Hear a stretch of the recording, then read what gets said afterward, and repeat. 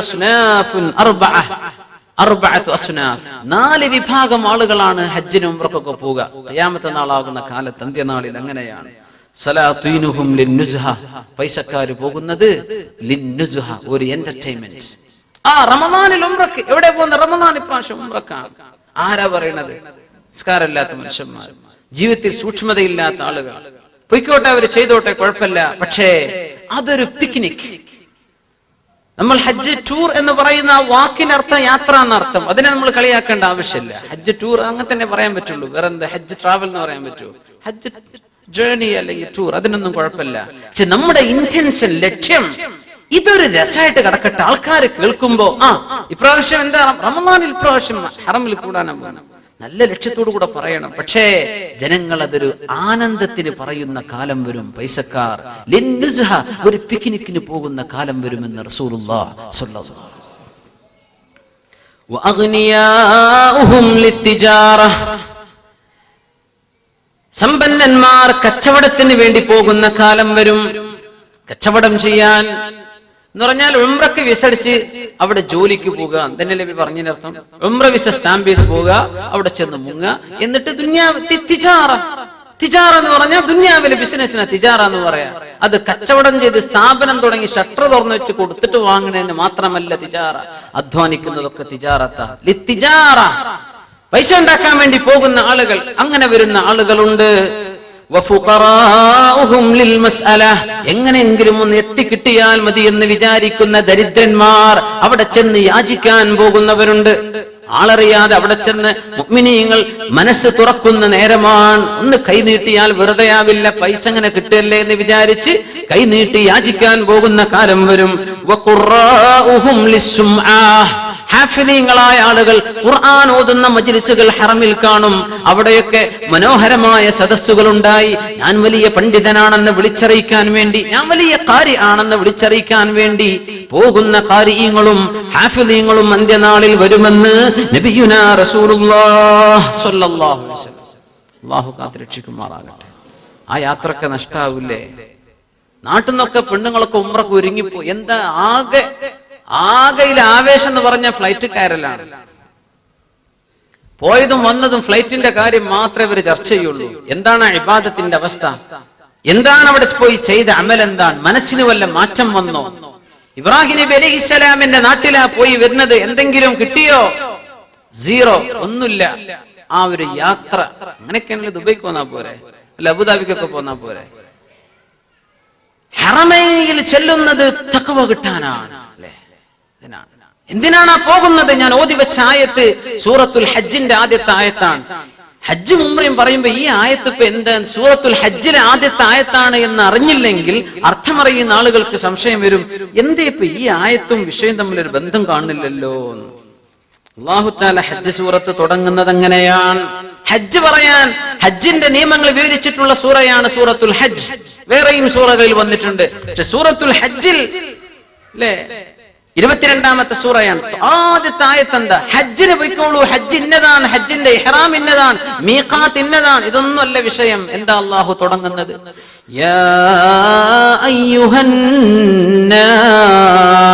അല്ലയോ ജനങ്ങളെ, മനുഷ്യന്മാരെ, ഇത്തഖൂ റബ്ബക്കും, നിങ്ങൾ നിങ്ങളുടെ രക്ഷിതാവായ അല്ലാഹുവിനെ സൂക്ഷിച്ച് ജീവിക്കണം.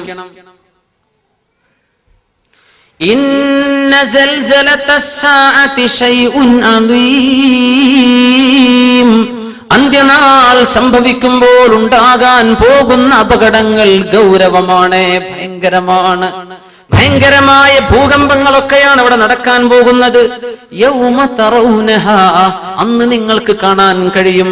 തദ്ഹലു കുല്ലു മുർദിഅത്തിൻ അമ്മാ അർളഅത്, തന്റെ നെഞ്ചിനോട് ചേർത്ത് വെച്ച് ഉമ്മ പാല് കൊടുക്കുന്ന ഉമ്മയെ കാണാൻ കഴിയും. അമ്മാ അർളഅത്, തന്റെ പാല് കുടിക്കുന്ന കുഞ്ഞിനെ ഇട്ടേച്ച് ഓടുന്ന കാലമാണത്. ഇതൊരു ഉമ്മാക്ക് കഴിയൂല. അമ്മിഞ്ഞപ്പാല് കുടിക്കുന്ന പൈതലിനെ വലിച്ചെറിഞ്ഞ് ഓടാൻ ഉമ്മാക്ക് കഴിയില്ല. അങ്ങനത്തെ ദിവസമാണ് ഖിയാമത്ത് നടക്കാൻ പോകുന്ന ദിവസം.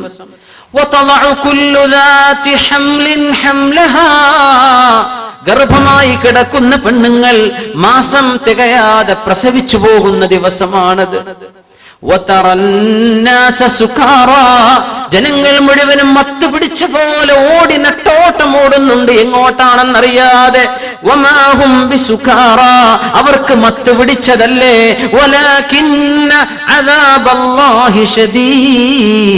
അല്ലാഹുവിന്റെ ശിക്ഷ ഭയങ്കരമാണ്. ഹജ്ജ് പറയുന്ന ആദ്യത്തെ ആയത്താണിത്. എന്താണ് അല്ലാഹു പറയുന്നത്? ഹജ്ജ് എന്ന് നിങ്ങളെ ഓർമ്മിപ്പിക്കേണ്ടത്, ഉംറ എന്നത് ഓർമ്മിപ്പിക്കേണ്ടത്, മക്കയിൽ ചെന്നാൽ ഓർമ്മ വരേണ്ടത് മഹ്ശറയാണെന്ന് അല്ലാഹു തുടങ്ങി പഠിപ്പിക്കുകയാണ് സൂറത്തുൽ ഹജ്ജിൽ. അതിനാ പോകുന്നത്, മഹ്ശറ ഓർമ്മ വരാൻ. മഹ്ശറായിലെ വ്യത്യാസമേ ഉള്ളൂ.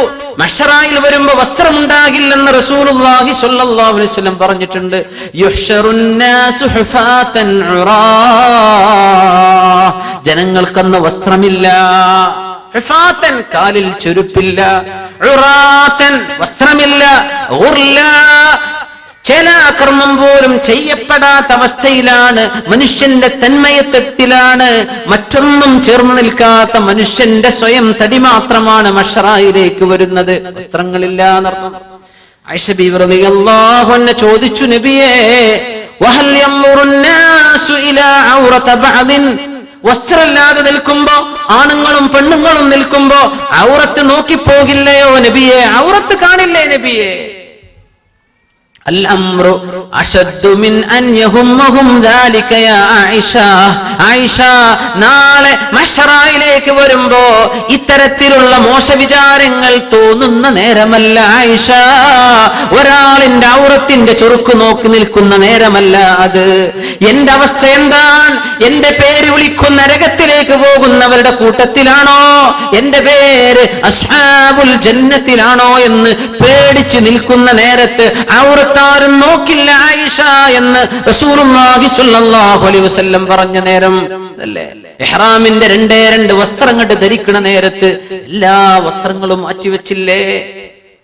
എന്തെല്ലാം ബ്രാൻഡ് ഷർട്ടുകളുണ്ട്, എന്തെല്ലാം ബ്രാൻഡ് ട്രൗസറുകളുണ്ട്, പാൻസ് ഉണ്ട് അല്ലേ? നമ്മൾ ഉപയോഗിക്കുന്ന സോക്സിന് പോലും ബ്രാൻഡില്ലേ? നമ്മൾ ഉപയോഗിക്കുന്ന ടൈ, നമ്മുടെ ഷൂ, എന്തെല്ലാം ഉണ്ട്. എല്ലാം അല്ലാഹുവിന് വേണ്ടി മാറ്റി വെച്ചിരിക്കുകയാണ്. മഹ്ശറയിലേക്ക് വരുമ്പോ വസ്ത്രമില്ല. ഇത് ദുന്യാവിലെ മഹ്ശറയാണ്. പക്ഷേ നിനക്ക് ഇവിടെ വസ്ത്രം വേണം, രണ്ട് മുണ്ടെടുത്തോ. പുരുഷനോട്, യാ അല്ലാഹ്, അല്ലാഹുവിന്റെ മുമ്പിലേക്ക് വരുന്ന വരവാണ് നീ ഓർക്കുന്നത്. സുബ്ഹാനല്ലാഹ്. ഒരു മനുഷ്യന്റെ നിസ്കാരത്തിൽ ഖുശൂ ഉണ്ടോ ഇല്ലേ എന്ന് ആ മനുഷ്യൻ ചെയ്യുന്ന വുളൂഇൽ അറിയാമെന്ന് ഉലമാ പറയാണ്. നിസ്കാരത്തിൽ ഖുശൂ, ചിലരൊക്കെ പറയും നിസ്കരിക്കുമ്പോ ഖുശൂ കിട്ടുന്നില്ല. നിസ്കാരത്തിന്റെ ഷർത്താണ് വുളൂ അല്ലേ? വുളൂ ഇല്ലെങ്കിൽ നിസ്കാരമില്ല. വുളൂഇന്റെ നിയമങ്ങൾ പാലിച്ച് അതിന്റെ ദിക്റുകൾ ചൊല്ലി ഖിബ്ലയിലേക്ക് മുന്നിട്ട് ചെയ്യാൻ പറ്റിയാൽ അങ്ങനെ ആ ഒരു ഭവ്യതയോടുകൂടെ വുളൂ ചെയ്യുന്ന വുളൂഇൽ അറിയാം ഒരു മനുഷ്യന്റെ നിസ്കാരം എങ്ങനെയാണ് എന്നതുപോലെ ഇഹ്റാമിൽ അറിയാം ഒരാളുടെ ഹജ്ജും ഉംറയും എന്താണ് ആയിത്തീരാൻ പോകുന്നതെന്ന്. സുബ്ഹാനല്ലാഹ്. ഇഹ്റാം ചെയ്യുമ്പോ ശ്രദ്ധിക്കണം, അവിടെയാണ് നമ്മുടെ മനസ്സ് വേണ്ടത്. അവിടെയാണ് അല്ലാഹ്, ഞാൻ ഇവിടെ എന്നെ തന്നെ മറക്കാൻ പോവാണ് അല്ലേ? നമുക്ക് പിന്നെ ഓർമ്മണ്ടോ? നാടിനെ കുറിച്ച് ഓർക്കാൻ പറ്റുമോ? നമ്മൾ വേറൊരു ലോകത്തല്ലേ? ഏതെല്ലാം ഭാഗത്ത് ഔലിയാക്കന്മാർ അവിടെ വരുന്നുണ്ട് അല്ലേ?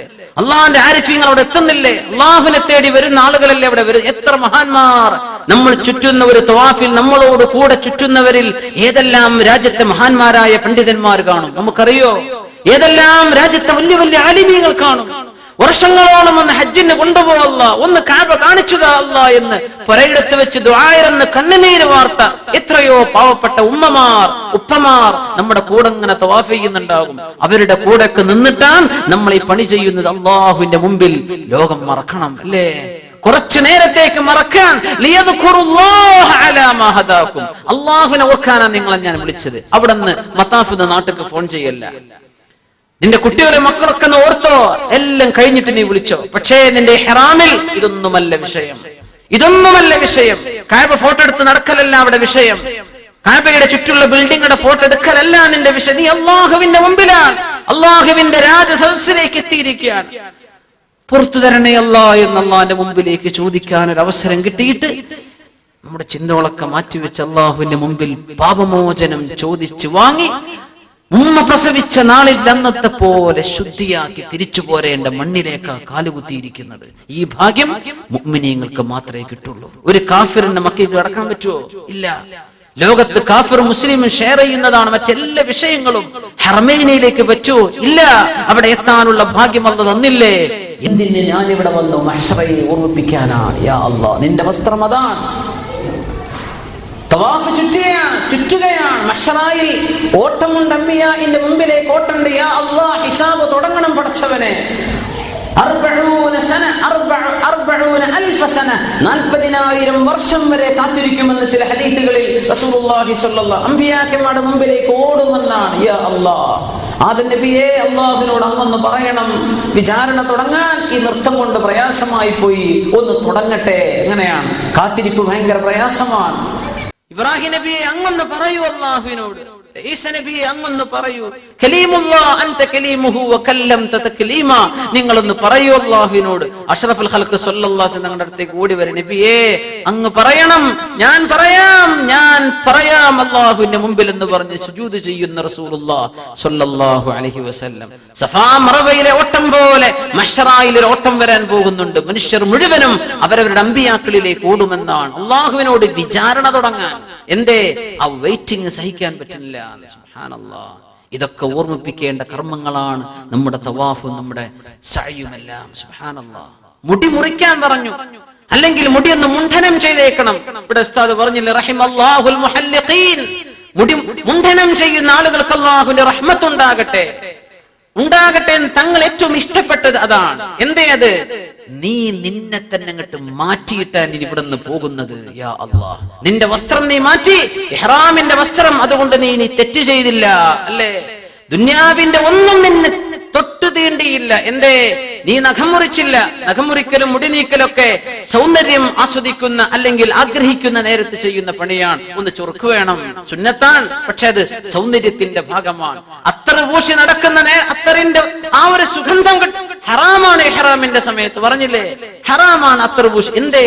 ദുനിയാവിന്റെ ഒരു ചിന്തയും നിനക്കിപ്പോ ഇല്ല. യാ അല്ലാഹ്, ആ പച്ചയായ വെയിൽ നിന്റെ തലയിലേക്ക് തട്ടുന്നുണ്ട്, അല്ലേ? തൊപ്പി വെക്കാൻ പാടില്ല. കൊടചൂടൽ പോലും അത്യാവശ്യമെങ്കിൽ അനുവദിക്കപ്പെട്ടു എന്ന് ഉലമാ പറഞ്ഞു. തല മറക്കല്ല. അത് അല്ലാഹുവിന്റെ പച്ചയായ മഹ്ശറയിലെ വെയിലുകൊള്ളുന്ന പ്രതീതിയിൽ നീ ഒന്ന് അനുഭവിക്കുക. യാ അല്ലാഹ്, എന്താണത്? നമ്മൾ അങ്ങനെ ആലോചിച്ച് നോക്കിയോ? ഇതാണ് നമ്മൾ ചെയ്യുന്ന ഉംറയെന്ന്, ഇതാണ് നമ്മൾ ചെയ്യുന്ന സഅയെന്ന്. യാ അല്ലാഹ്, എല്ലാം പച്ചയിൽ. ഇനി നിന്റെ മുടി പോലും എടുത്തിട്ട് നീ ഒരു പുതിയ മനുഷ്യനായിട്ട് തിരിച്ചു പോയിക്കോ നാട്ടിലേക്ക്. നിന്നെ ശുദ്ധീകരിച്ചിരിക്കുകയാണ്. യാ അല്ലാഹ്, ഇതിനാണ് അല്ലാഹു മുണ്ഡനം ചെയ്യാൻ പറയുന്നത്. ഇതിനാണ് റസൂലുള്ളാഹി സ്വല്ലല്ലാഹു അലൈഹി വസല്ലം അത് ഇഷ്ടപ്പെട്ടത്. മുടി മുറിച്ചാൽ മതി, നിനക്ക് വയ്യേ, നീ മുടി മുറിച്ചോ. 3 മുടി ശരീരത്തിന്റെ 3 ഭാഗത്ത്, തലയുടെ 3 ഭാഗത്ത് എടുത്താലും മതി, നിനക്ക് തഹല്ലുലാകാം. ഇഹ്റാം എന്ന് കഴിഞ്ഞു, നീ ഫ്രീ ആയി കഴിഞ്ഞു. പക്ഷേ മുണ്ഡനം ചെയ്തേക്ക്. എന്തേ? ഞാനിനി മാറിയിട്ടുണ്ട്. യാ അല്ലാഹ്, ഈ ഒരു മാറ്റം ഇമാമുന ഗസാലി റളിയല്ലാഹു അൻഹു പറയുമായിരുന്നു, ഒരു മനുഷ്യന്റെ ഹജ്ജോ ഉംറയോ സ്വീകരിക്കപ്പെട്ടിട്ടുണ്ടോ ഇല്ലേ എന്നറിയാൻ അടയാളങ്ങളുണ്ട്. ഹജ്ജോ ഉംറയോ സ്വീകരിച്ചിട്ടുണ്ടോ എന്നറിയാൻ അടയാളമുണ്ട്. എന്താണ് അടയാളം? ഒന്ന്,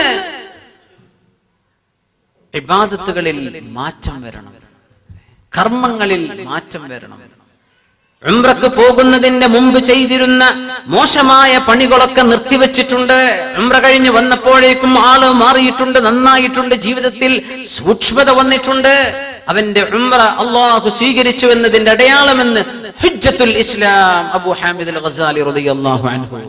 അല്ലാഹു നമ്മുടെ ഇതൊക്കെ സ്വീകരിക്കുമാറാകട്ടെ. അല്ലാഹു സ്വീകരിക്കുമാറാകട്ടെ. 2 മൂന്നെണ്ണ പറഞ്ഞു. ഒന്ന്, അവന്റെ കർമ്മങ്ങൾ മാറിയിരിക്കുന്നു. കുറച്ച് അമല് ചെയ്തിരുന്ന ആളുകൾ ഉംറ ചെയ്ത് വന്നാൽ അമലിന്റെ എണ്ണം കൂട്ടും. എന്നും 1 പേജ് ഓതിയിരുന്ന ആൾ ഉംറ കഴിഞ്ഞു വന്നിട്ട് ഇതാ ഒരു 4 പേജ് എന്നും ഖുർആൻ. തീരെ ഓതാത്ത മനുഷ്യനൊന്ന് ഓതാൻ തുടങ്ങി. നിസ്കാരങ്ങളൊക്കെ അങ്ങനെ ഇങ്ങനെയൊക്കെ അല്ല, എല്ലാം കൃത്യമായി നിസ്കാരം കൃത്യസമയത്ത് നിർവഹിക്കുന്ന ഒരവസ്ഥയിലേക്ക് എത്തി. ഇവന്റെ ഹജ്ജ് അല്ലാഹു സ്വീകരിച്ചു. ഇതൊക്കെ ജനങ്ങൾക്ക് കാണാൻ പറ്റും. എത്ര ഹജ്ജ് ചെയ്തിട്ടും ആളിൽ ഒരു മാറ്റമില്ല. ആളുടെ വർത്തമാനത്തിൽ ഒരു സൂക്ഷ്മതയിൽ അങ്ങനെ തമാശകളും വർത്തമാനങ്ങളും യാതൊരു കാര്യഗൗരവമില്ലാതെയുള്ള ഈ ജീവിതം, അവന്റെ പൈസ പോയി കുറെ ഫ്ലൈറ്റ് ടിക്കറ്റിന്റെ കാശ് ഫ്ലൈറ്റുകൾക്ക് പോലെ ഏജൻസികൾക്കും കിട്ടി എന്ന് മാത്രം വിചാരിച്ചാൽ മതി. ഹജ്ജ് കിട്ടിയിട്ടില്ല. രണ്ടാമത്തെ ലക്ഷണം, അവന്റെ സുഹബത്ത് മാറുമെന്ന് മഹാനായ ഇമാം ഗസാലി റളിയല്ലാഹു അൻഹു, അവന്റെ സുഹൃത്തുക്കൾ മാറുമെന്നാണ്. സൗഹൃദ വലയം മാറും. ഹജ്ജിന് പോകുന്നതിന്റെ മുമ്പ് അവന് പല കൂട്ടുകാരുണ്ട്. കുറച്ച് സിനിമക്ക് പോകുന്ന കൂട്ടുകാർ, ചില കൂട്ടുകാർ ഫുട്ബോൾ കളിക്ക് പോകാൻ കൂടെ പോരുന്ന ആളുകൾ, വേറെ ചില കൂട്ടുകാർ എന്തെങ്കിലും ചില ഡാൻസ് പരിപാടികളുണ്ടോ അതിന് കൂടെ കൂടുന്നവർ, പിന്നെ കുറച്ച് ആൾക്കാർ വല്ല ഖുർആൻ ക്ലാസ് ഉണ്ടെങ്കിൽ അതിന് കൊണ്ടുപോകുന്നവർ. ഇനി ഉംറ കഴിഞ്ഞു വന്നാൽ അള്ളാഹുവിന്റെ മാർഗത്തിലേക്ക് തന്നെ കൊണ്ടുപോകുന്നവരുടെ കൂടെ മാത്രമേ അയാൾക്ക് ജീവിക്കാൻ കഴിയൂ എന്ന് നിങ്ങൾ കാണുന്നുണ്ടെങ്കിൽ അവന്റെ ഉംറ അള്ളാഹു സ്വീകരിച്ചു എന്ന് മനസ്സിലാക്കിക്കോളൂ. മറ്റേതൊക്കെ വിട്ടു കൂട്ടുകാരെ, സലാം, നിങ്ങളുടെ കൂടെ ഞാനില്ല. പിന്നെ അവൻ ചെന്നിരിക്കുന്ന സ്ഥലങ്ങൾ മാറുമെന്ന് നബിയുനാ റസൂലുള്ളാഹി സ്വല്ലല്ലാഹു അലൈഹി വസല്ലം അവിടുത്തെ ഹദീസ് ആസ്പദമാക്കിയാണ് ഇമാം ഗസാലി തങ്ങൾ ഈ പറയുന്നത്. സുഹബത്ത്, അവന്റെ മജ്ലിസ് മാറും. അവൻ പോയിരുന്ന ക്ലബ്ബുകൾ മാറി. അവന്റെ ഫേസ്ബുക്കിൽ അവന്റെ കൂടെ ഉണ്ടായിരുന്ന ഫ്രണ്ട്ഷിപ്പിന്റെ വലയം കുറെ ആൾക്കാരവൻ ഒഴിവാക്കി. വേണ്ട, അവൻ വേറെ ഐഡിയ എടുത്തിട്ട് മുഅ്മിനീങ്ങളുടെ കൂട്ടത്തിലേക്ക് ചേരുകയാണ്. സുബ്ഹാനല്ലാഹ്, പഴയ ഐഡിക്കാരൊന്നും കോണ്ടാക്ട് ചെയ്യണ്ട, ഞാൻ എന്റെ അക്കൗണ്ട് തന്നെ മാറ്റിക്കളഞ്ഞു. അവന്റെ മജ്ലിസ്, ചെന്നിരിക്കുന്ന സ്ഥലം, അത് കമ്പ്യൂട്ടറിന്റെ മുമ്പിലായാലും അവന് മജ്ലിസ് ഉണ്ട്, അല്ലെ? ഓൺലൈൻ മജ്ലിസാ. ക്ലബ്ബുകളിൽ, തിയേറ്ററുകളിൽ, സിനിമാ തിയേറ്ററിൽ ആട്ടവും ചാട്ടവും നൃത്തവും നടക്കുന്ന വേദികളിൽ, സംഗീത സദസ്സ്, ഇവരൊന്നും ഇവനെ കാണില്ല. അങ്ങനെയെങ്കിൽ ഉമ്മ അവനെ പ്രസവിച്ച നാളിൽ എത്ര ശുദ്ധിയുണ്ടോ അതുപോലെ അവൻ തിരിച്ചു വന്നു എന്ന് റസൂലുള്ളാഹി സ്വല്ലല്ലാഹു അലൈഹി വസല്ലം പറഞ്ഞ ആ പരുവത്തിലേക്കാൾ മാറിയിട്ടുണ്ടാകുന്നു. സുബ്ഹാനല്ലാഹ്, അല്ലാഹു നമ്മെ നന്നാക്കി തരുമാറാകട്ടെ. ഒരു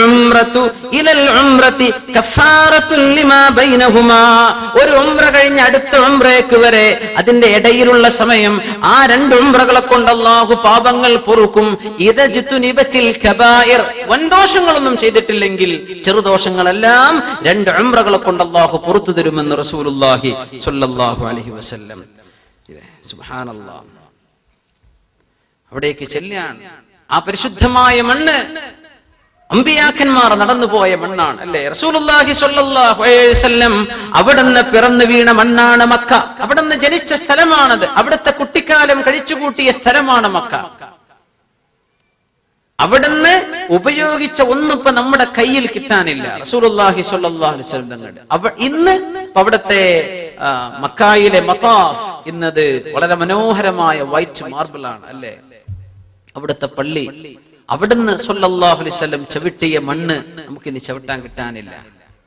എല്ലാം മാറി. മദീനയിലും ഫ്ലോറിങ്ങും അതിന്റെ എല്ലാം കഴിഞ്ഞിട്ട് മദീനയിലെ മുറ്റം പോലും അവിടുന്ന് ചവിട്ടിയ സ്ഥലം നമുക്ക് കിട്ടാനില്ല. ആ പ്രദേശമുണ്ട്, പക്ഷെ ആ എക്സാക്ട് മണ്ണുണ്ടോ? ഇല്ല. ഒരേ ഒരു സാധനമേ ലോകത്ത് ബാക്കിയുണ്ടായിട്ടുള്ളൂ. ഒന്നേ ഒന്ന് മാത്രമേ ഇനിയും ബാക്കിയുള്ളത്. അവിടുന്ന് സ്പർശിച്ച പോലെ, അവിടെ നിന്ന് അനുഭവിച്ചതുപോലെ ഒരു മാറ്റം വരാതെ അങ്ങനെ തന്നെ വെച്ചത് ഒന്നേ ഒന്നുള്ളൂ. അതെന്താണ്? അൽ ഹജറുൽ അസ്വദ്, പരിശുദ്ധമായ ഹജറുൽ അസ്വദാണ്. അത് അങ്ങനെ തന്നെയാണ്. അതിന് വേറൊന്നും മാറ്റം വന്നില്ല. സുബ്ഹാനല്ലാഹ്, അതാ കഅബയുടെ കോർണറിൽ കിടക്കാൻ അവിടെ നിന്ന് ചുംബിച്ചു. ഇമാമുന അഷ്റഫുൽ ഖൽഖ് സ്വല്ലല്ലാഹു അലൈഹി വസല്ലം പരിശുദ്ധമായ ഹജ്ജ് നിർവഹിച്ചു കൊണ്ടിരിക്കെ ഇങ്ങനെ പറഞ്ഞില്ലേ, അലൂനി, ചോദിച്ചോളൂ, ഇന്ന് ഹജ്ജിന്റെ മസലകൾ ചോദിച്ചോളൂ, ഇന്ന് ഞാൻ പറഞ്ഞുതരാം, എല്ലാം ചോദിച്ചോളൂ. അവിടുന്ന് തവാഫ് ചെയ്യുന്നത് കരഞ്ഞുകൊണ്ടാണ്. ഉമർ റളിയല്ലാഹു തആല അൻഹു ആ വിഷയം റിപ്പോർട്ട് ചെയ്തിട്ടുണ്ട്. ഇന്നി വല്ലാഹി ലാ അദ്രി ലഅല്ലി ലാ അൽഖാകും ബഅദ ആമി ഹാദാ. മുഅ്മിനീങ്ങളെ, ഈ കൊല്ലം കഴിഞ്ഞാൽ അടുത്ത ഒരു കൊല്ലം നിങ്ങളോടൊപ്പം ഞാൻ ഉണ്ടാവില്ല എന്ന് എനിക്ക് തോന്നുന്നുണ്ട്. സ്വല്ലല്ലാഹു അലൈഹി വസല്ലം 85ാമത്തെ വയസ്സിലല്ല ഇത് പറയുന്നതെന്ന് ഓർക്കണം. 90 വയസ്സുള്ള സമയത്തല്ല റസൂലുള്ളാഹി സ്വല്ലല്ലാഹു അലൈഹി വസല്ലം ഇത് വയസ്സ് എത്രയാണ്? 63. 63 ഒരു വയസ്സെന്ന് പറയേണ്ട പ്രായമായിട്ടുണ്ടോ? പ്രായമായൊരു മനുഷ്യന്റെ പ്രായമായിട്ടുണ്ടോ? ഇപ്പോഴത്തെ കാലം ആയില്ല. 60 ആരോഗ്യമുള്ള സമയമാണ്. അവിടത്തേക്ക് അല്ലാഹു തോന്നിപ്പിച്ചു കൊടുക്കുന്നു, നബിയെ, അവിടുത്തെ ദൗത്യം പൂർത്തിയായിട്ടുണ്ട്, ഇനി എന്റെ അടുത്തേക്ക് തിരിച്ചു പോരി നബിയെ, സമയമായിട്ടുണ്ട്. അവിടെ നിന്ന് അങ്ങനെ തവാഫ് ചെയ്യുമ്പോൾ അവിടുത്തെ സ്വഹാബത്തിന് പറഞ്ഞു കൊടുക്കാൻ വഹുവ യഖൂൽ, ഹജ്ജിന്റെ സമയത്ത് അവിടെ നിന്ന് അങ്ങനെ പറഞ്ഞുകൊണ്ടിരുന്നു, ഇന്നി വല്ലാഹി ലാ അദ്രി ലഅല്ലി ലാ അൽഖാകും ബഅദ ആമി ഹാദാ, ഈ കൊല്ലം കഴിഞ്ഞാൽ ഇനി നിങ്ങളെ എനിക്ക് കാണാൻ പറ്റിയില്ലെന്ന് വരും, അതുകൊണ്ട് എന്റെ അടുത്തുനിന്ന് പഠിച്ചോളൂ എന്ന് അങ്ങനെ പറഞ്ഞ് അവിടുന്ന് തവാഫെല്ലാം കഴിഞ്ഞ് വയഖ്തരിബു മിനൽ ഹജറിൽ അസ്വദ്, ഹജറുൽ അസ്വദിന്റെ അടുത്തേക്ക് അവിടുന്ന് ഇങ്ങനെ എടുത്തു വന്നു.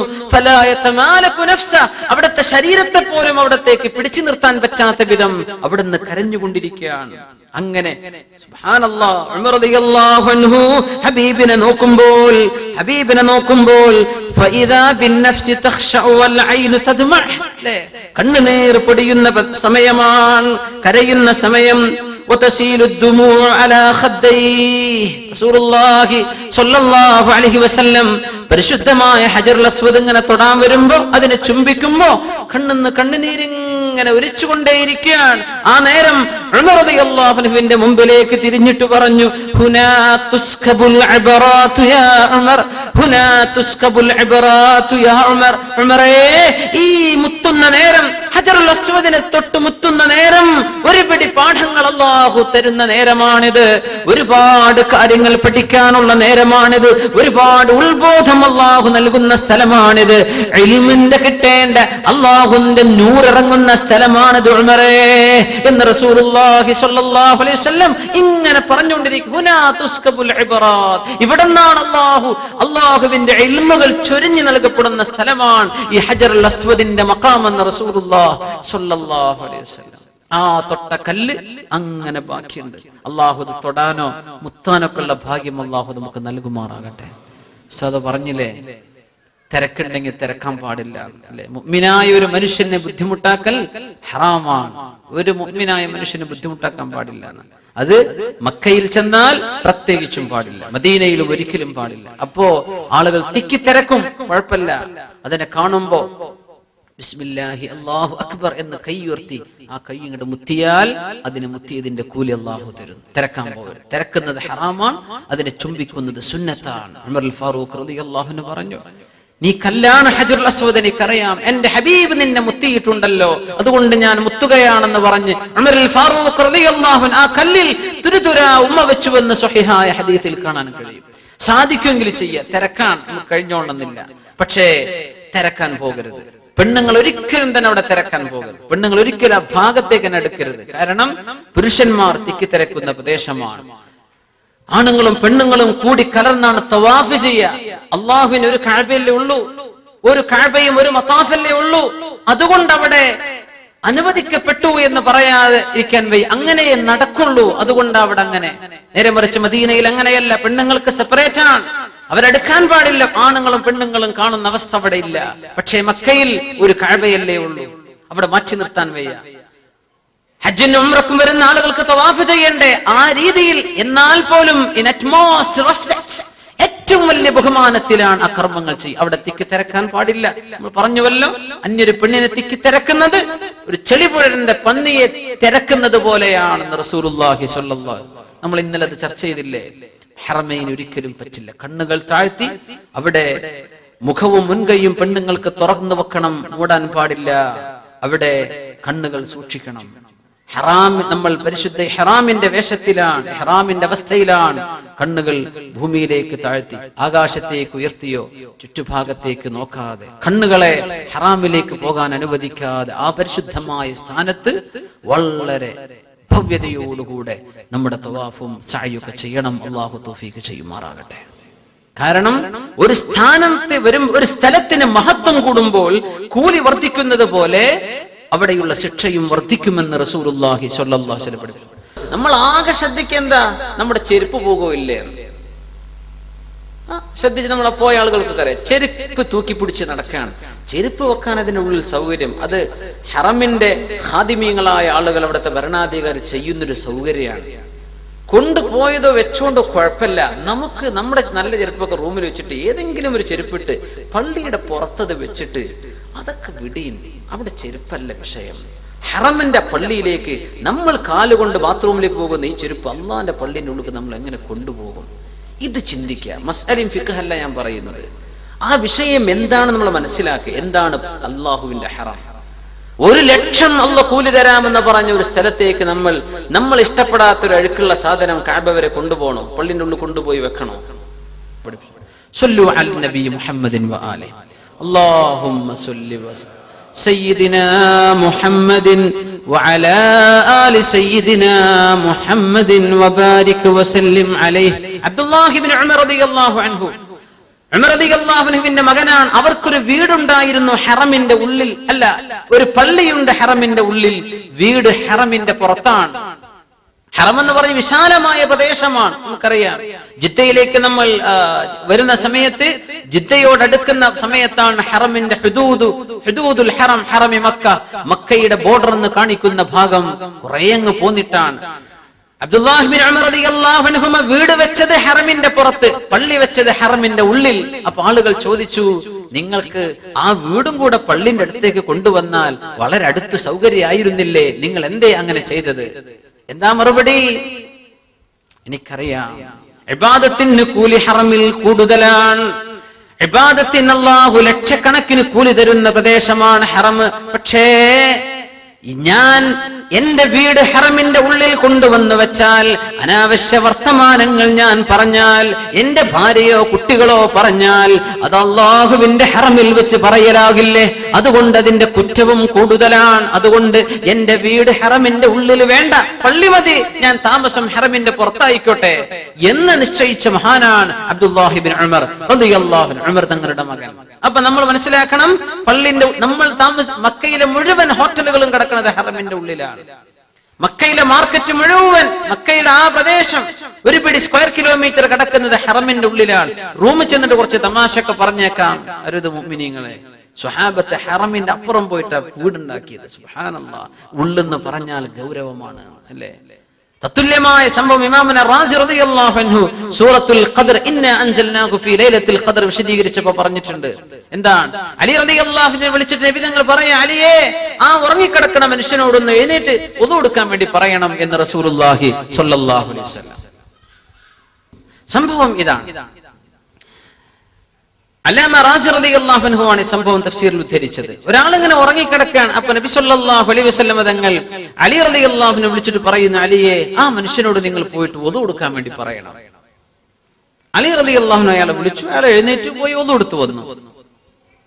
അലി റളിയല്ലാഹു അൻഹു തിരിച്ചു വന്ന് ചോദിച്ചു, യാ റസൂലല്ലാഹ്, അല്ലാഹുവിന്റെ റസൂലേ, അൻത സബ്ബാഖുൻ ഇലൽ ഖൈർ, നിങ്ങൾ ഖൈറിലേക്ക് വളരെ പെട്ടെന്ന് പോകുന്ന ആളല്ലേ?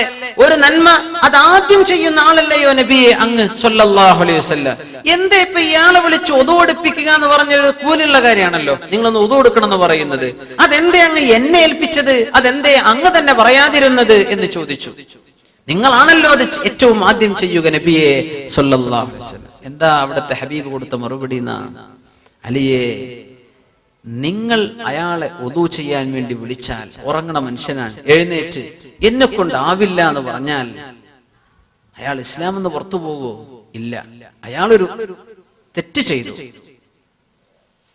ഞാൻ അയാളെ വിളിക്കുകയും പോയി വുദു എടുക്കണമെന്ന് ഞാൻ അയാളോട് പറയുകയും ചെയ്ത് ആ മനുഷ്യൻ എന്നെ കൊണ്ടാവില്ല എന്ന് പറഞ്ഞാൽ,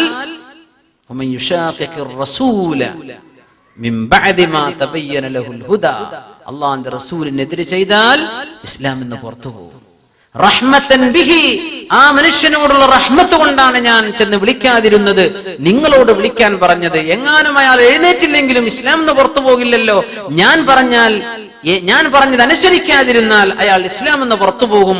അതുകൊണ്ടാണ് ഞാനത് ചെയ്യാതിരുന്നതെന്ന് റസൂലുള്ളാഹി സ്വല്ലല്ലാഹു അലൈഹി വസല്ലം. എന്താ അതിലെ പാഠം?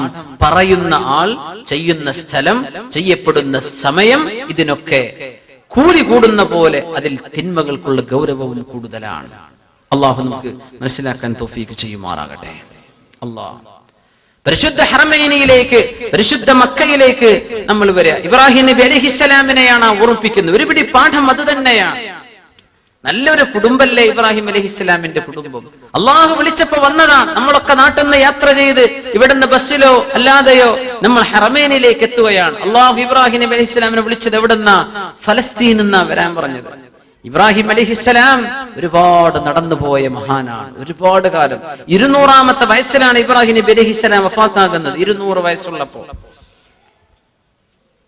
അവരെ വഫാത്തായി കിടക്കുന്നത് ഇന്നത്തെ ഇസ്രായേലിന്റെ ഭാഗമായ ഹെബ്രോൺ എന്ന് ഇംഗ്ലീഷിൽ അറിയപ്പെടുന്ന ഖലീൽ എന്ന അറബിയിൽ പറയുന്ന പ്രദേശത്താണ് ഇബ്രാഹിം നബി അലൈഹിസ്സലാം അന്ത്യവിശ്രമം കൊള്ളുന്നത്. ഇബ്രാഹിം അലൈഹിസ്സലാമിന്റെ ഖബർ എവിടെയാണ്? അവരുടെ ആദ്യ ഭാര്യയായിരുന്ന സാറ ബീവി റളിയല്ലാഹു അൻഹ, മഹാനായ അവരുടെ മകൻ പുത്രൻ നബിയായിരുന്ന ഇസ്ഹാഖ് നബി അലൈഹിസ്സലാം, ഇവരൊക്കെ കിടക്കുന്നത് മസ്ജിദുൽ അഖ്സയിലാണ്, ജെറൂസലേമിലാണ്. യാ അല്ലാഹ്, അല്ലാഹു വരാൻ പറഞ്ഞു. ഇബ്രാഹിം നബി അലൈഹിസ്സലാം ജനിക്കുന്നത് എവിടെയാ? ഇറാഖിൽ. ഇറാഖിൽ നിന്ന് പിന്നെ വരികയാണ് ഈജിപ്തിലേക്ക്, ഈജിപ്തിൽ നിന്ന് വരുന്ന ഫലസ്തീനിലേക്ക്, ഫലസ്തീനിൽ നിന്ന് മക്കയിലേക്ക് വരികയാണ്. അല്ലാഹു തആല വരാൻ വേണ്ടി പറയുന്നു, കൊണ്ടുവരണം അല്ലേ ഭാര്യയെയും മകനെയും. യാ അല്ലാഹ്, ഈ യാത്രയാണ് നമ്മൾ പോകുന്നത് മുഅ്മിനെ. ഇതൊക്കെ ഇങ്ങനെ നമ്മൾ ബസ്സിലൊക്കെ പോകുമ്പോ, പ്രത്യേകിച്ചും ആ മരുഭൂമിയിലൂടെ ഇങ്ങനെ പോകുമ്പോ ഇങ്ങനെ ഓർമ്മ വരണം, ഈ നാട്ടിലൂടെയൊക്കെ എന്റെ ഹബീബിന്റെ ഉപ്പാപ്പ മഹാനായ അബുൽ അംബിയ ഇബ്രാഹിം നബി അലൈഹിസ്സലാം നടന്നുപോയൊരു ദൂരം, ആ ഒരു ഹാർഡ്ഷിപ്പ്, എന്തെല്ലാം പ്രയാസങ്ങൾ ഉണ്ടായിരിക്കണം. 2000-ലേറെ 3000-ഓളം കിലോമീറ്റർ ദൂരം വരും ഫലസ്തീനിൽ നിന്ന് മക്കയിലേക്ക് എത്താൻ. യാ അല്ലാഹ്, 2000-ലേറെ കിലോമീറ്റർ ദൂരമുണ്ട്. ആ ദൂരം അള്ളാഹു വരാൻ വേണ്ടി പറഞ്ഞു. ആരെ കൊണ്ട്? കൊച്ചു പൈതലിനെ കൊണ്ട്. വെള്ളം കിട്ടുമോ മരുഭൂമിയിൽ? തവക്കൽതു അലാ, അല്ലാഹ് പറഞ്ഞു, ഞാൻ ഏറ്റെടുത്തു. യാ അല്ലാഹ്, അതല്ലേ ഇബ്രാഹിം നബി അലൈഹിസ്സലാം. ആ വന്ന പ്രദേശത്തേക്കാണ് നമ്മൾ കാലുകുത്താൻ പോകുന്നത്. അവിടെ വന്ന് ആ ഒരു യാത്ര കഴിഞ്ഞ് വന്ന് കൊച്ചു മക്കൾ അവിടെ ആക്കി പോകുമ്പോ ഹാജർ റളിയല്ലാഹു അൻഹ ചോദിച്ചുവല്ലോ, അല്ലേ, അല്ലെങ്കിൽ പോവാണോ? അതെ, പോവുകയാണ്. ഞങ്ങളുടെ ഒറ്റയ്ക്കാക്കി പോവാണോ? അതെ. ഇത് അള്ളാഹുവിന്റെ കൽപ്പനയാണോ? അതെ. ഇങ്ങനെ തലയാട്ടി കൊടുത്തു. അതേ എന്ന് പറഞ്ഞില്ല. ഇദൻ ലാ യുഖയ്യിബുന, അല്ലാഹു ഞങ്ങളെ വെറുതെ ആക്കൂല എന്ന് ഹാജർ റളിയല്ലാഹു അൻഹ. നമ്മുടെ ഭാര്യമാർക്കത് കഴിയോ? നമ്മൾക്കത് കഴിയോ? ഏതെങ്കിലും ഒരു നാട്ടിൽ ഇങ്ങനെ ഇട്ടേച്ചു പോരണം എന്ന് പറഞ്ഞാൽ അത് ചെയ്യാൻ പറ്റുമോ നമുക്ക്? അള്ളാഹു ഓർമ്മിപ്പിക്കല്ലേ, പഠിപ്പിക്കുകയല്ലേ മക്കയിലൂടെ. അങ്ങനെ അവരെ കൊണ്ടുചെന്നാക്കിയിട്ട് തിരിച്ചുപോയി ഇബ്രാഹിം നബി അലൈഹിസ്സലാം ജെറൂസലേമിലേക്ക്, ഈലിയായിലേക്ക് തിരിച്ചുപോയി. ഇബ്രാഹിം അലൈഹിസ്സലാമിന്റെ പുത്രൻ ഇസ്മായിൽ നബി അലൈഹിസ്സലാമിൻ ഓടിച്ചാടി നടക്കുന്ന സമയമായപ്പോഴാണ് രണ്ടാമതൊരു വരവ് വരുന്നത്. ആ വരവിലാണ് ഇബ്രാഹിം നബി അലൈഹിസ്സലാമിനോട് അല്ലാഹു പുത്രനെ റബ്ബിന് വേണ്ടി സമർപ്പിക്കാൻ പറയുന്നത്, ബലിയെറുക്കാൻ വേണ്ടി പറയുന്നത്. രണ്ടാമത്തെ യാത്ര വന്നു, തിരിച്ചുപോയി. ആദ്യത്തെ യാത്ര വന്ന് തിരിച്ചുപോയി 4000-ലേറെ കിലോമീറ്റർ, 5000 കിലോമീറ്റർ ചുവേ കണക്കാക്കാം. രണ്ടാമത്തെ യാത്രയും ഒരു 5000 കിലോമീറ്റർ, 10,000 സഞ്ചരിച്ചു. ഇപ്പോ പിന്നെ വന്ന് ഒരുപിടി വർഷങ്ങൾക്ക് ശേഷമാണ് ഇബ്രാഹിം നബി അലൈഹിസ്സലാം കഅബ പടുത്തുയർത്താൻ വേണ്ടി വരുന്നത്. അന്ന് ഇസ്മായിൽ നബി അലൈഹിസ്സലാമിന് വലിയ വലിയ കല്ലുകൾ ചുമക്കാനുള്ള പ്രായമായിട്ടുണ്ട്. ആ സമയത്ത് വന്നിട്ടുണ്ട് ഇബ്രാഹിം നബി അലൈഹിസ്സലാം. യാ അല്ലാഹ്, ഫഇദാ ബലഗ മഅഹു സഅയ, ഓടിച്ചാടി നടക്കുന്ന കാലത്ത് അറക്കാൻ വേണ്ടി പറയുന്നത് സഅയ്. സുബ്ഹാനല്ലാഹ്, തിരിച്ചു വന്നു. പിന്നെയും തിരിച്ചുപോയി ആ കർമ്മങ്ങളൊക്കെ ചെയ്തു. അല്ലേ, ഇന്നത്തെ അറഫയും മുസ്ദലിഫയും മിനായും ഇബ്രാഹിം നബി അലൈഹിസ്സലാം മകൻ അറക്കാൻ കൊണ്ടുപോയ സ്ഥലങ്ങളല്ലേ. യാ അല്ലാഹ്, അവിടെയല്ലേ ജംറകൾ കിടക്കുന്നത്. ജംറത്തുൽ ഊലയും ജംറത്തുൽ വുസ്തയും ജംറത്തുൽ സുഗ്റയും ഒക്കെ കിടക്കുന്നത് എവിടെയാണ്? ഇബ്രാഹിം നബി അലൈഹിസ്സലാം മകൻ അറക്കാൻ വേണ്ടി കൊണ്ടുപോയപ്പോ പിശാച് പിന്തിരിപ്പിക്കാൻ വേണ്ടി വന്ന സ്ഥലത്ത് ഇബ്രാഹിം അലൈഹിസ്സലാം അവനെ അട്ടിയോടിക്കാൻ ശ്രമിച്ച പ്രദേശത്താ നമ്മളോട് അല്ലാഹു കല്ലെറിയാൻ വേണ്ടി പറയുന്നത്. ഓർക്കണം, അവിടെ ഉംറക്ക് പോകുമ്പോ നമ്മൾ ആ പ്രദേശമൊക്കെ ബസ്സിലൊക്കെ ഒന്ന് കാണിച്ചൊരു ഉസ്താദുമാർ, ഇതൊക്കെയാണ് ജംറയുടെ സ്ഥലം. സുബ്ഹാനല്ലാഹ്, അപ്പൊ ഓർമ്മ വരണം. അവിടെ 70-ലേറെ അമ്പിയാക്കന്മാർ അന്തർവിഷമം കൊള്ളുന്ന പള്ളിയുണ്ട് അവിടെ, മസ്ജിദ് ഖൈഫ്. സുബ്ഹാനല്ലാഹ്, ഇബ്രാഹിം നബി അലൈഹിസ്സലാമിന്റെ കാൽപ്പാടുകളുള്ള പ്രദേശമാണ്. കുറെ കാലങ്ങൾക്ക് ശേഷം ഇസ്മായിൽ നബി അലൈഹിസ്സലാം അവിടുന്ന് കല്യാണം കഴിച്ചു. യമനികളായ ജുർഹും ഗോത്രത്തിലെ ഒരു പെണ്ണിനെ കല്യാണം കഴിച്ചു. ഇബ്രാഹിം നബി അലൈഹിസ്സലാം പിന്നെയും വന്നു, കാണാൻ വേണ്ടി വന്നു. എത്രയായി ഇപ്പോ? എത്ര 1000 കിലോമീറ്ററുകളായി. തിരിച്ചു വന്നു ഇബ്രാഹിം അലൈഹിസ്സലാം. അങ്ങനെ വീട്ടിലേക്ക് വന്നു. മോനുണ്ട് അവിടെ? ഇല്ല, മോനില്ല. ഭാര്യയോട് ചോദിച്ചു, മകൻ എവിടെ? മകൻ എവിടെ? നിങ്ങളുടെ ഭർത്താവ് എവിടെ എന്ന് ചോദിച്ചു. അപ്പോ പുറത്തു പോയതാണെന്ന് പറഞ്ഞു. കൈഫ ഐഷുക്കും, എങ്ങനെയുണ്ട് ജീവിതം? അവര് പറഞ്ഞു, ഭയങ്കര പ്രയാസത്തിലാണ്, കഷ്ടപ്പാടാണെന്ന് പറഞ്ഞു ഭാര്യ. തിന്നാനും ഒന്നുമില്ല, ഭക്ഷിക്കാനും ഒന്നുമില്ല, ഭയങ്കര കഷ്ടപ്പാടാണ്.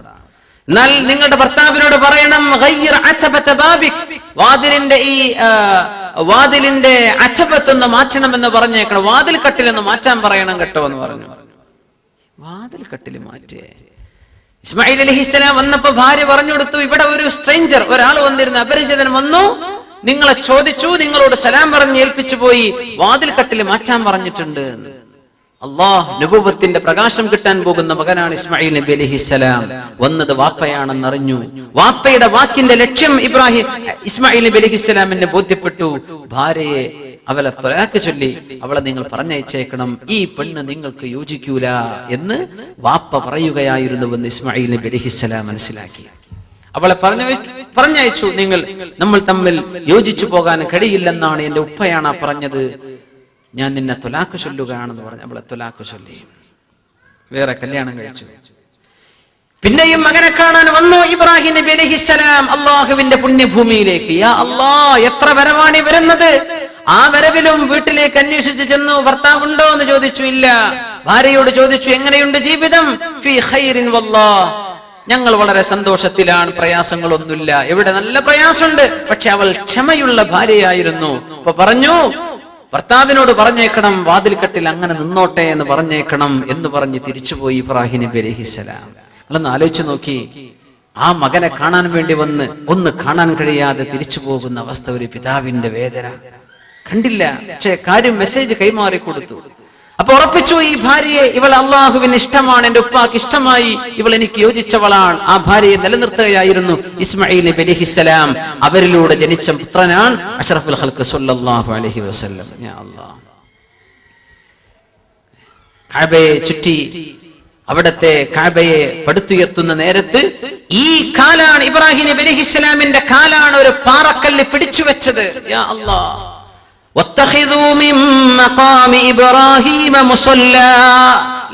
ഇബ്രാഹിം നബി അലൈഹിസ്സലാമിന്റെ മഖാം അവിടെയുണ്ട്. ദ സ്റ്റേഷൻ ഓഫ് ഇബ്രാഹിം, അങ്ങനെയാണ് പറയുന്നത്.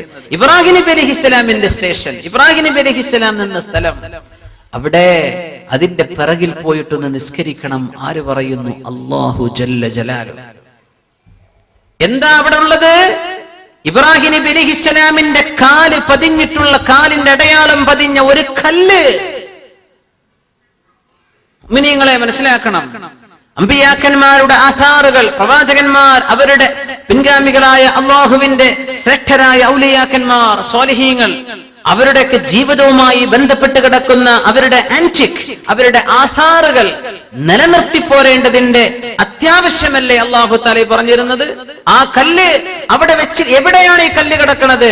കഅബയുടെ മുന്നിൽ, പരിശുദ്ധ ഹറമൈൻ, പരിശുദ്ധ ഹറമിലാണ് കിടക്കുന്നത് ഈ പരിശുദ്ധ മഖാം ഇബ്രാഹിം. എന്താണ് ആ മെസ്സേജ്? ഇതെന്താ മുസ്ലിമീങ്ങൾക്ക് തിരിയാത്തതെന്നാണ് എന്റെ അത്ഭുതം. അള്ളാഹുവിന്റെ നബിയുടെ കാല് പതിഞ്ഞ കല്ലാണ് മഖാം ഇബ്രാഹിമിന്റെ ഉള്ളിൽ കിടക്കുന്നത്. നോക്കിയാൽ ഇപ്പോഴും കാണാൻ പറ്റും. ആ കല്ലിൽ ഇബ്രാഹിം നബിയുടെ കാലിന് അല്ലാഹു പിടിച്ചു വെച്ചു, അടയാളം പിടിച്ചു വെച്ചു. പാറക്കല്ല് പിടിച്ചു വെക്കോ? പിടിച്ചു വെച്ചു അല്ലാഹ്. എന്തേ? അള്ളാഹുവിന് വേണ്ടി ഒരുപാട് നടന്ന കാലാണിത്. അള്ളാഹുവിന് വേണ്ടി ത്യാഗം ചെയ്ത് നടന്ന കാലാണിത്.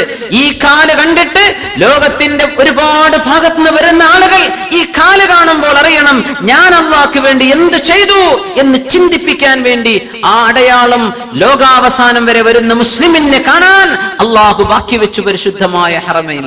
പരിശുദ്ധ ഹറമിൽ അത് കിടക്കുകയാണ് ഇപ്പോഴും. അതിന്റെ പിന്നിൽ പോയിട്ട് നിസ്കരിക്കണം, 2 റക്അത്ത് സുന്നത്തെങ്കിലും പരിശുദ്ധ ഖുർആൻ രേഖപ്പെടുത്തുകയാണ്. ആ മഖാം ഇബ്രാഹിം കഅബാലയത്തിന്റെ മുമ്പിലാണ് കിടക്കുന്നത്. യാ അല്ലാഹ്, ഇബ്രാഹിം നബിയെ പച്ചയിൽ ഓർക്കാൻ ഇതിലും അവിടുത്തെ കാല് തട്ടിയ കല്ലവിടെ കിടക്കുകയാണ്.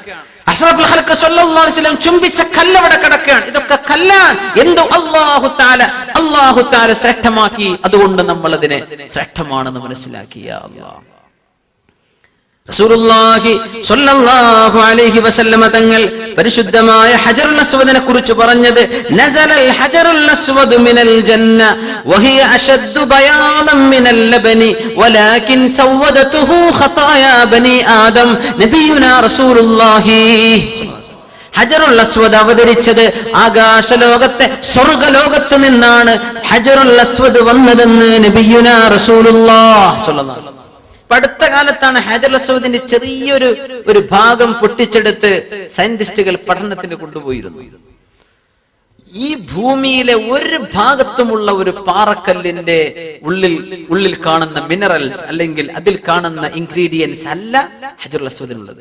അവർ പറയുന്നത് ദിസ് ഈസ് സംതിങ് ഫോറിൻ, ഇത് ഫോറിൻ വന്നതാണ്. നമ്മൾ പറയില്ലേ, നമ്മുടെ നാട്ടിൽ നിന്നല്ല, പുറത്തുനിന്ന് വന്നതാണ്, ഇത് ഭൂമിയിലേതല്ല. ഇന്നത്തെ യുക്തിവാദികളൊക്കെ ഉള്ള കാലത്തായിരിക്കണം അള്ളാഹു അങ്ങനെ ഒരു പരീക്ഷണത്തിന് വിട്ടുകൊടുക്കാൻ അവിടുത്തെ ഭരണാധികാരികളെ തോന്നിപ്പിച്ചത്. ഇത് ഭൂമിയിലെ കല്ലല്ല, ഇതിന് തുല്യമായൊരു കല്ല് ഈ ഭൂമിയിൽ ഒരിടത്തും കാണാൻ കിട്ടില്ല. സുബ്ഹാനല്ലാഹ്. അത് സ്വർഗ്ഗത്തിലേതാണെന്ന് അഷ്റഫുൽ ഖൽഖ് സ്വല്ലല്ലാഹു അലൈഹി വസല്ലം അശദ്ദു ബയാദൻ മിനൽ ലബനി, പാലിനേക്കാളും ശുഭ്ര നിറമുണ്ടായിരുന്ന വെള്ള നിറമുണ്ടായിരുന്ന കല്ലായിരുന്നു അത്. ആ കല്ല് ചുംബിക്കുമ്പോൾ, ആ കല്ല് ചുംബിക്കുന്നതോടുകൂടെ അല്ലാഹുവിന്റെ പരിശുദ്ധ സ്വർഗ്ഗലോകത്തേക്ക് കയറിപ്പോകാനുള്ള ആഗ്രഹം മുഅ്മിനിന്റെ മനസ്സിൽ കടന്നു വരണം. അല്ലേ, ഇത് സ്വർഗമാണ്. സ്വർഗത്തിന്റെ കഷ്ണം തന്നിരിക്കുകയാണ് മക്കായിൽ. സ്വർഗത്തിന്റെ കഷ്ണം തന്നില്ലേ മദീനയിൽ? ഹജറുൽ അസ്വദ് സ്വർഗത്തിൽ നിന്നുള്ളതാണ്. അല്ലേ, മനുഷ്യരുടെ തെറ്റുകൾ ഇങ്ങനെ അബ്സോർബ് ചെയ്തിട്ട് ഈ കല്ല് കറുത്തു പോയതാണെന്ന് നബിയുനാ റസൂലുള്ളാഹി സ്വല്ലല്ലാഹു അലൈഹി വസല്ലം. الركن والمقام ياقوتان من ياقوت الجنة. الركن والمقام മഖാം ഇബ്രാഹിമിൽ കിടക്കുന്ന കല്ലും സ്വർഗ്ഗത്തിലെ യാഖൂത്താണ്, മരതക കല്ലാണെന്ന് റസൂലുള്ളാഹി സ്വല്ലല്ലാഹു അലൈഹി വസല്ലം. തമസല്ലാഹു നൂറഹുമാ, പ്രകാശമുണ്ടായിരുന്ന ഈ വൈരക്കല്ലുകളുടെ പ്രകാശം അല്ലാഹു കെടുത്തി വെച്ചതാണ്. വലൗലാ ദാലിക, ആ പ്രകാശം അല്ലാഹു കെടുത്തിയില്ലായിരുന്നുവെങ്കിൽ ലഅദാഅതാ മാ ബൈനൽ മശ്രിഖി വൽ മഗ്രിബ്, കിഴക്ക് പടിഞ്ഞാറിന്റെ ഉള്ളിലുള്ള സർവ്വ വസ്തുക്കളും പ്രകാശിക്കാൻ ഈ രണ്ട് കല്ല് കഷ്ണങ്ങൾക്ക് കഴിയുമായിരുന്നുവെന്ന് റസൂലുള്ളാഹി സ്വല്ലല്ലാഹു അലൈഹി വസല്ലം. ഹജറുൽ അസ്വദ് മാത്രല്ല, റുക്നും മഖാം ഇബ്രാഹിമും ആ സ്വർഗ്ഗത്തിന്റെ കഷ്ണങ്ങളാണ്. ഭൂമിയിൽ തന്നിരിക്കുകയാണത്. മദീനത്തേക്ക് വരൂ, അവിടെയും സ്വർഗ്ഗത്തിന്റെ കഷ്ണമുണ്ടല്ലോ. മാ ബൈന ബൈതി വ മിൻബരി റൗളത്തും മിൻ റിയാദിൽ ജന്ന, എന്റെ വീടിന്റെയും ഞാൻ ഖുതുബയോതുന്ന മിമ്പറിന്റെയും ഇടയിലുള്ള സ്ഥലം സ്വർഗ്ഗത്തിന്റെ റൗളയാണ്, പൂന്തോപ്പാണെന്ന് റസൂലുള്ളാഹി സ്വല്ലല്ലാഹു അലൈഹി വസല്ലം. വ മിൻബരി അലാ ഹൗളി, എന്റെ ഹൗളുൽ കൗസറിന്റെ അരികത്താണ് എന്റെ മിമ്പർ ഉണ്ടാവുകയെന്നും സ്വർഗത്തിന്റെ രണ്ട് കഷ്ണം, ഒന്ന് മക്കയിലും തന്നു, ഒന്ന് മദീനയിലും തന്നിട്ടുണ്ട്. മുഅ്മിനെ, ഇങ്ങോട്ടൊക്കെ എത്താനുള്ള ഭാഗ്യം കിട്ടിയാൽ അള്ളാന്റെ ആ സ്വർഗത്തിലേക്ക് എത്താനുള്ള ഭാഗ്യം എളുപ്പമാണ്. രണ്ട് കാര്യങ്ങളാണ് ഉലമാ പറയാ. രണ്ട് വിഷയത്തെ പറ്റിയാണ് സ്വർഗമെന്ന് ദുന്യാവിലുണ്ട് എന്ന് പറഞ്ഞു. അതിൽ കടന്നവർക്ക് നാളത്തെ സ്വർഗത്തിലെത്താൻ ഭാഗ്യം ഉണ്ടാവുള്ളൂ. ഒന്ന് ഇൽമിന്റെ മജ്ലിസ്, റൗളത്തും മിൻ റിയാദിൽ ജന്ന. അതങ്ങനെയായി അല്ലാഹു നമ്മുടെ മജ്ലിസിനെ സ്വീകരിക്കുമാറാകട്ടെ. ആമീൻ യാ റബ്ബൽ ആലമീൻ. ഇൽമിന്റെ മജ്ലിസിൽ പോയിരിക്കാത്ത ആൾക്ക് സ്വർഗത്തിലെത്താൻ കഴിയൂല എന്നതാണ്. ഇൽമു വേണ്ടേ? പിന്നെ ഒന്നുകിൽ കഅബയെ മുത്താനും റൗളയിൽ പോയി 2 റക്അത്ത് നിസ്കരിക്കാനും. മസ്ജിദുൻ നബവിയിൽ എത്തിയാൽ അവിടെ ഉസ്താദുമാർ പറഞ്ഞുതരും, അവിടുത്തെ ഒരു വളരെ ലൈറ്റ് ഗ്രീൻ കളറിലുള്ള കാർപ്പറ്റ് ഇട്ടുള്ള സ്ഥലം ഇന്നും അങ്ങനെയാണ്. യാ അല്ലാഹ്, അവിടെ 2 റക്അത്ത് നിസ്കരിക്കാനുള്ള ഭാഗ്യം വെയിറ്റ് ചെയ്യുന്ന ആൾക്കാർ ബാക്കിലുണ്ടെങ്കിൽ അവർക്ക് വേണ്ടി എഴുന്നേറ്റ് കൊടുക്കുക. അവിടെ തന്നെ ഇരിക്കരുത്, കുറച്ച് സ്ഥലമുള്ളൂ. ആയിരക്കണക്കിന് ആളുകൾ ലോകത്തിന്റെ വിവിധ ഭാഗത്ത് നിന്ന് വരുന്ന നേരമാണ്. ഇതെനിക്ക് തന്നെ കിട്ടണമെന്ന് അവിടെ എന്ത് ചെയ്യരുത്, സെൽഫിഷായി പെരുമാറാൻ പാടില്ല. അതിന്റെ അച്ചടക്കം അതാ. 2 റക്അത്ത് നിസ്കരിച്ചു, എഴുന്നേറ്റ് കൊടുക്കും, അടുത്ത ആൾ നിസ്കരിക്കട്ടെ. യാ അല്ലാഹ്, അപ്പോഴും നമുക്ക് കൂലി കിട്ടും. സുബ്ഹാനല്ലാഹ്. ഇത് കിടക്കുന്നത് ഈ മക്കയിലും മദീനയിലുമല്ലേ? സുബ്ഹാനല്ലാഹ്. അവിടേക്ക് ഇതല്ലാത്ത എന്തെല്ലാം ലോകത്ത് ബാക്കി ഏത് രാജ്യമാണ്? അല്ലാഹുവിന്റെ റസൂലിന്റെ മുമ്പിൽ സ്വഹാബത്ത് ഇരിക്കുമ്പോൾ ആരും മിണ്ടൂല. അവിടെ ഇന്നും റൗളയുടെ മുമ്പിൽ, റൗളയുടെ കവാടത്തിന് മുമ്പിൽ ആയത്തുണ്ടല്ലോ. ഞാനത് പ്രത്യേകം നോക്കി ശ്രദ്ധിച്ചു. സുബ്ഹാനല്ലാഹ്. സൂറത്തുൽ ഹുജറാത്തിൽ ആയത്താണ്, ലാ തർഫഉ അസ്വാതകും ഫൗക സൗത്തിൻ നബിയ്യ ولا تجهروا له بالقول كجهر بعضكم لبعض അൻ തഹ്ബത അഅമാലുകും വഅൻതും ലാ തശ്ഉറൂൻ. മുഅ്മിനീങ്ങളെ, ലാ തർഫഉ അസ്വാതകും ഫൗക സൗത്തിൻ നബി, നബി സല്ലല്ലാഹു അലൈഹി വസല്ലമ തങ്ങളുടെ ശബ്ദത്തെക്കാളും നിങ്ങൾ ശബ്ദമുയർത്തല്ലേ. വലാ തജ്ഹറൂ ലഹു ബിൽ ഖൗൽ, നബിയുടെ കൂടെ ചർച്ചയ്ക്കോ മറ്റോ ഇരിക്കുമ്പോ നബിയുടെ ശബ്ദത്തെക്കാളും നിങ്ങൾ ഒച്ച വെച്ച് സംസാരിക്കല്ലേ. കജഹരി ബഅദികും ലിബഅദിൻ, നിങ്ങൾ അന്യോന്യം കണ്ടുമുട്ടുമ്പോൾ ഉറക്കെ പറയാറില്ലേ. ഹബീബിന്റെ മുമ്പിൽ അത് പാടില്ല കേട്ടോ. അൻ തഹ്ബത അഅമാലുകും, ചെയ്തു പോയ അമലുകളെല്ലാം പൊളിഞ്ഞു പോകും. വഅൻതും ലാ തശ്ഉറൂൻ, നിങ്ങളത് അറിയുക പോലുമില്ലാതെ നിങ്ങളുടെ അമൽ അല്ലാഹു പൊളിച്ചു കളയും. ഹബീബിന്റെ മുമ്പിൽ ഒച്ച വെക്കരുത്. അല്ലാഹുവിന്റെ റസൂൽ ആരാണെന്നറിയാൻ ഈ ഒരൊറ്റ ആയത്ത് മതി. ഒച്ച വെച്ചാൽ അമൽ, എന്ത് അമല്? നമ്മൾ ഇസ്ലാമിക് സെന്ററിൽ ഖുർആൻ ക്ലാസ്സിന് പോയിരുന്ന അമലാണോ നമ്മുടെ അമൽ? നമ്മുടെ പള്ളിയിലെ സാധാ നിസ്കാരമാണോ ഈ അമൽ? നമ്മൾ അള്ളാഹ്ക്ക് വേണ്ടി നോമ്പ് നോറ്റ റമളാന്റെ നോമ്പാണോ ഇത്? ഹബീബിന്റെ കൂടെ നിസ്കരിച്ച നിസ്കാരം, ഹബീബ് സല്ലല്ലാഹു അലൈഹി വസല്ലം തങ്ങളുടെ കൂടെയുള്ള ഉംറ, നബി തങ്ങളുടെ കൂടെയുള്ള ഹജ്ജ്, നബി തങ്ങളുടെ കൂടെയുള്ള ജിഹാദ് യുദ്ധങ്ങൾ, ഈ കൂലിയൊക്കെ അള്ളാഹ് പൊളിച്ചു കളയും. അതല്ല ഇതിനർത്ഥം അഅമാലുക്കും, നിങ്ങളുടെ എല്ലാ അമലും പൊളിഞ്ഞു. എന്തേ? ശബ്ദമുയർത്തല്ലേ. ഇപ്പോഴും ആ ആയത്ത് അവിടെ ഉണ്ട്. തങ്ങളുടെ ശബ്ദം നമുക്ക് കേൾക്കൂല, തങ്ങൾ വിശ്രമിക്കുകയാണ്. അപ്പൊ നമ്മൾ അവിടെ ഡെഡ് സൈലൻസ്. അതാണ് മദീന. അങ്ങനെ പോന്നാൽ മദീനയിൽ പോയ മഹത്വം മനസ്സിലാകും. അങ്ങനെ മദീനയിൽ ചെന്ന് ഇരുന്നാലോചിക്കേണ്ട സ്ഥലമാണ് മദീന. ലോകത്തെ കൊളോണിയലിസം എല്ലാ രാജ്യത്തും വന്നുവെന്നാണ് അല്ലെ. യൂറോപ്യന്മാരും ഫ്രഞ്ചുകാരും അതുപോലെ തന്നെ പോർച്ചുഗീസുകാരും ലോകത്ത് ചെല്ലാത്ത സ്ഥലമില്ല. എല്ലാ രാജ്യം, ഈവൻ UAE പോലും, ഒമാന് പോലും, എല്ലാ രാജ്യങ്ങളും അവരുടെ അണ്ടറിൽ അവിടുന്ന് സ്വാതന്ത്ര്യം കിട്ടിയതാണ് അല്ലെ. ബ്രിട്ടീഷുകാര്, അമേരിക്കക്കാർ. പക്ഷേ അള്ളാഹുവിന്റെ ഹറമൈനിലുള്ള മക്കയും മദീനയുമുള്ള സഊദിയിലേക്ക്, ഹിജാസിലേക്ക് ഒരു കൊളോണിയൽ ശക്തിയും കടന്നു വന്നില്ല എന്നത് ചരിത്രം നൽകുന്ന അത്ഭുതമല്ലേ. അവിടെ ആരും വന്നില്ലല്ലോ. ഇവിടൊക്കെ വന്നതിന് വല്ലവതും കിട്ടാനുണ്ടായിരുന്നോ? എന്നാ എണ്ണ കിട്ടിയത് 70കളിലാണ്, 60ന്റെ അവസാനങ്ങളിലാണ്.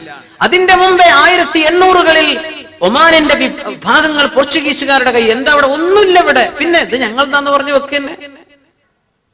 അങ്ങനെ ഒന്ന് സൗദി ഹിജാസിനെ പിടിക്കാൻ നോക്കിയോ?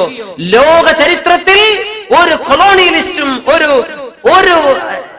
സാമ്രാജ്യത്വ ശക്തിയും ഹറമൈനിലേക്ക് കടന്നിട്ടില്ല മുസ്ലിമീങ്ങളല്ലാതെ. യാ അല്ലാഹ്, ഇത് ഇസ്ലാം ജയിച്ചടക്കാൻ പോകുന്ന സ്ഥലമാണ്. ഇവിടെ ഇസ്ലാം മാത്രം കടന്നാൽ മതി എന്ന അള്ളാഹുവിന്റെ തീരുമാനം ചരിത്രത്തിലൂടെ കാണിച്ചു കൊടുക്കുകയാണ് അല്ലാഹു സുബ്ഹാനഹു വ തആല. വേറെ ആരും വന്നിട്ടില്ല അവിടെ. സുബ്ഹാനല്ലാഹ്, ഭയങ്കര അത്ഭുതല്ലേ. ലോകത്തെ എല്ലായിടത്തും. നമ്മൾ ഇന്ത്യയിലെത്തിയില്ലേ? നമ്മളെല്ലാ രാജ്യത്തും, ലോകം മുഴുവൻ എത്തിയില്ലേ? സൂര്യൻ അസ്തമിക്കാത്ത രാജ്യമെന്ന ബ്രിട്ടീഷുകാരെ കുറിച്ച് പറഞ്ഞു. ഉദിക്കുന്നത് ഓല രാജ്യം തന്നെ, അസ്തമിക്കുന്നത് ഓല രാജ്യം തന്നെ. പിന്നെ എവിടെ അസ്തമിക്കാൻ? ഇങ്ങനെ ലോകം മുഴുവനും കൈയടക്കിയിട്ടും ഹിജാസിലേക്ക് വരാനുള്ളൊരവസരം ഒന്നും കൊടുത്തില്ല. എന്തേ? ഇത് പരിശുദ്ധ ഹബീബിന്റെ നാടാണ് സല്ലല്ലാഹു അലൈഹി വസല്ലം. അവിടുത്തെ ഉപ്പ അവിടുന്ന് ജനിക്കാൻ പോകുന്നതിന്റെ അല്പസമയം, അല്പ ദിവസങ്ങൾക്ക് മുമ്പ്, മാസങ്ങൾക്ക് മുമ്പ് വഫാത്തായി റസൂലുള്ളാഹി സ്വല്ലല്ലാഹു അലൈഹി വസല്ലം തങ്ങളുടെ പിതാവ് അബ്ദുല്ലാഹി ഇബ്നു അബ്ദുൽ മുത്തലിബ് റളിയല്ലാഹു അൻഹു അല്ലേ. അബ്ദുൽ മുത്തലിബ് എന്നവരെ സിറിയയിലേക്ക് പറഞ്ഞയച്ചതാ കച്ചവടത്തിന്. തിരിച്ചു വരുമ്പോ മദീന വഴിയാണ് അവരുടെ കച്ചവട സംഘം വരുന്നത്. മദീനയിൽ വെച്ച് അസുഖമായി ഉപ്പ മരിച്ചത് എവിടെയാണ്? മദീനയിലാണ്. സുബ്ഹാനല്ലാഹ്. ഹബീബായ നബി സല്ലല്ലാഹു അലൈഹി വസല്ലം യതീമല്ലയോ? 6 വയസ്സുള്ള നേരത്ത് പരിശുദ്ധ ഉമ്മ ആമിന റളിയല്ലാഹു അൻഹ അവരെ വേർപിരിയാൻ പോകുന്നു. എങ്ങോട്ടാ പോയത്? മദീന, മക്കയാണ് അവിടെ താമസിക്കുന്നത്. അന്ന് അല്ലാഹു തോന്നിപ്പിക്കുന്നു, ഈ കുഞ്ഞിന് മുഹമ്മദ് മുസ്തഫ സല്ലല്ലാഹു അലൈഹി വസല്ലം തങ്ങൾക്ക് ഉപ്പയുടെ ഖബറൊന്ന് കാണിച്ചു കൊടുക്കണം, മദീനയിലെ മറ്റു കുടുംബക്കാരെ ഒന്ന് പരിചയപ്പെടുത്തി കൊടുക്കണം. അന്ന് മദീനയുടെ പേര് യഥ്രിബ് എന്നാണ്. യഥ്രിബിലേക്ക്, മദീനത്തേക്ക് പോയതാണ് ഉമ്മ. മദീനം കണ്ട് തിരിച്ചു വരുമ്പോൾ മദീനയുടെ പ്രാന്തപ്രദേശമാണ് അബവാ. മദീനയിൽ വെച്ച് വഫാത്താകുന്നു അവിടുത്തെ ഉമ്മ ആമിന റളിയല്ലാഹു അൻഹ. 53 കൊല്ലം ജീവിച്ച മക്കയിൽ നിന്ന് ഹിജ്റ പോകാൻ അല്ലാഹു അനുമതി കൊടുക്കുന്നു. ഹബീബായ റസൂലുള്ളാഹി സ്വല്ലല്ലാഹു അലൈഹി വസല്ലം തങ്ങൾക്ക് ഹജ്ജ് കഴിഞ്ഞപ്പോൾ സ്വഹാബത്ത് മുഴുവനും കരഞ്ഞു. കരഞ്ഞത് നോക്കുന്നത് മദീനക്കാരാണ്. മദീനക്കാരുടെ കൂട്ടക്കരച്ചിൽ. നബി തങ്ങൾ ചോദിച്ചു, എന്തിനാണ് ഈ കരച്ചിൽ ഹജ്ജിന്റെ നേരത്ത്?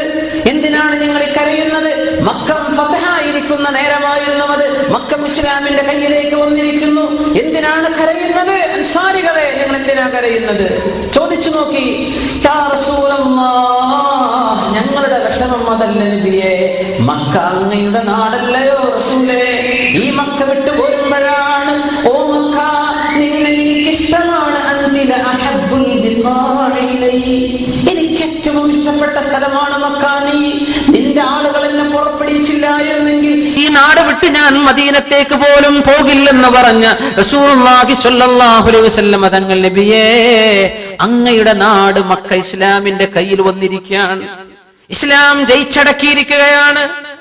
ആ പരിശുദ്ധ മക്കയിൽ അങ്ങ് ഇവിടെ തന്നെ സ്ഥിരതാമസമാക്കുകയും ഞങ്ങൾ മദീനക്കാരുടെ കൂടെ ഇനിയൊരു 450 കിലോമീറ്റർ ഞങ്ങളുടെ കൂടെ തിരിച്ചു വരാതെ മക്കയിൽ തന്നെ അങ്ങ് താമസിച്ചു പോകുമോ എന്ന് ഞങ്ങൾക്ക് പേടിയായിട്ട് കരയുകയാണ് നബിയേ എന്ന് അൻസാരികളുടെ നേതാവ് സഅദ് റളിയല്ലാഹു അൻഹു.